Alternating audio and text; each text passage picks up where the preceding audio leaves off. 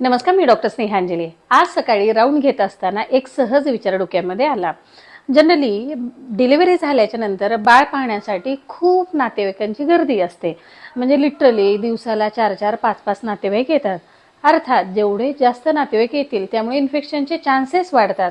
Viral असेल किंवा bacterial infection बाळाला किंवा आईला होऊ शकतं, परंतु याबरोबरीनंच आईला आराम मिळत नाही आणि मग ब्रेस्ट फिडिंगला ती नवीन आई असल्यामुळे कदाचित ती लाजते, संकोच करते आणि त्यामुळे बाळाचंही फिडिंग व्यवस्थित होत नाही। बरं, नातेवाईक ज्या वेळेला भेटायला येतात तर त्यावेळेला बिस्किट, खारी किंवा फळं आणतात। अर्थात आई किंवा बाळ हे दोन्हीही या गोष्टी खात नाही। कारण नसताना तो पैसा वाया जातो। मग असं करूयात का? अर्थात ही माझी संकल्पना आहे, सगळ्यांना पटेलच असं नाही।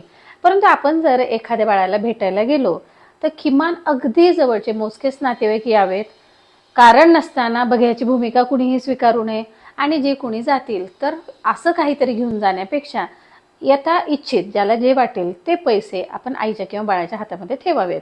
यामुळे काय होईल, किमान त्यांना थोडेफार आर्थिक मदत होईल आणि कमी नातेवाईक गेल्यामुळे इन्फेक्शनचे चान्सेस सुद्धा कमी होतील। बघा, तुम्हाला पटतंय का? सांगा हा उपाय कसा वाटतो? धन्यवाद।